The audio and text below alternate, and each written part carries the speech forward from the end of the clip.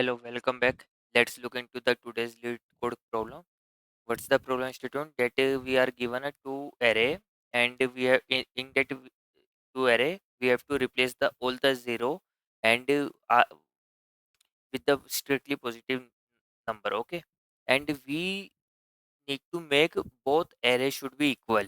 Okay, and we have to return minimum sum.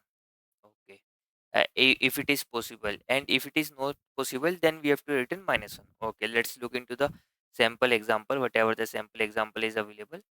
So the num array 1 and num 2 is this. Okay, so the sum of first array is what's the sum?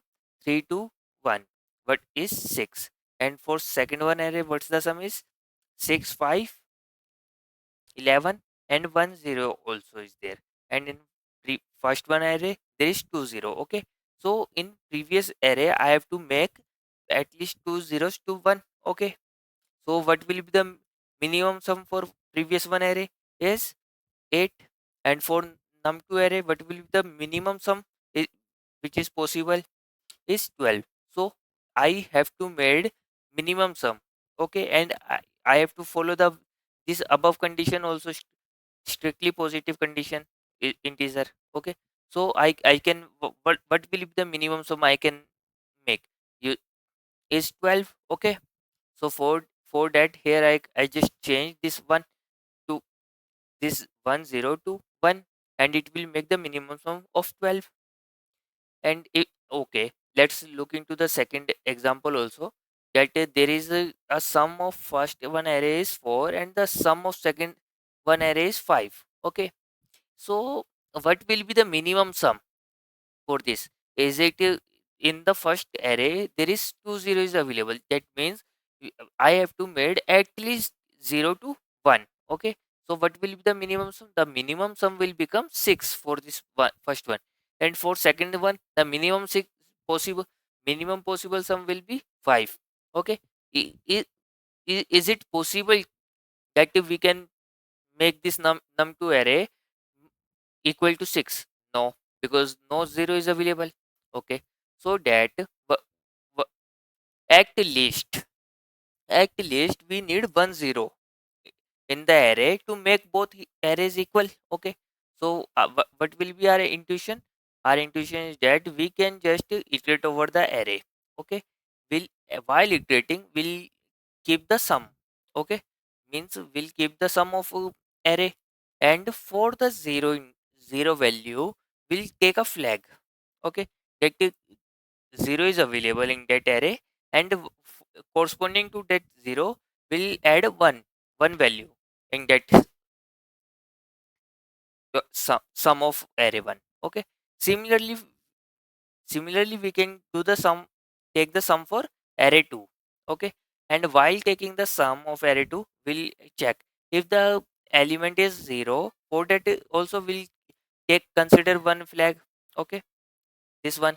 Now we have to, what we have to check? We have to check this condition, that if the flag a this 0 is available. Okay, if 0 is available in first array and the sum of second array is greater than that.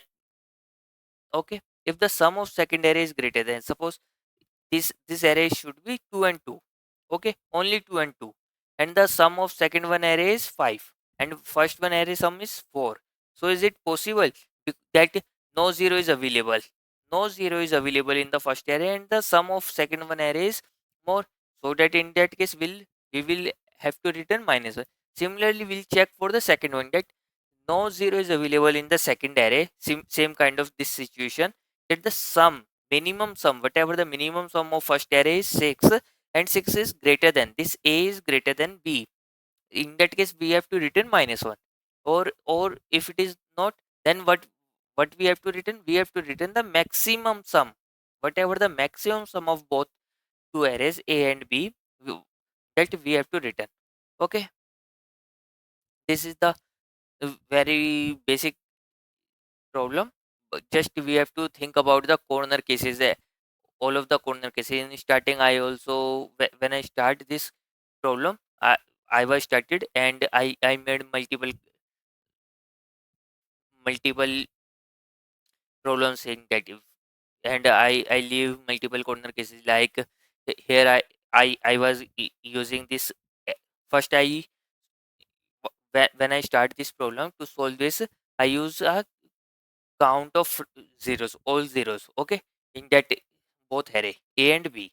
And then what I did in last, here I am taking the maximum value, and here I check that this value is greater than B plus 0, means whatever the sum of this, then it is 0. Then only here I am returning minus 1. If the sum of if sum of 0 is 0, then I am returning minus 1. Else here I was just keeping it equal to.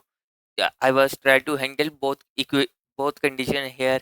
In that case, I was returning the sum of a, but I have to take taken care in separately. For that what I did, for that I take a separate equation for that return maximum of a and b. And so in that after that after more and more thinking, I was come upon this optimized approach, that instead of taking a frequency of 0 in both array, instead of that we can just work with the boolean also, that is 0 is available or not. Because at least what we need to make both array equal, we need at least one 0 in either one of the array, whose sum is less than, we need that one. Okay. Okay, fine. I think this is very clear. Okay, thank you, bye.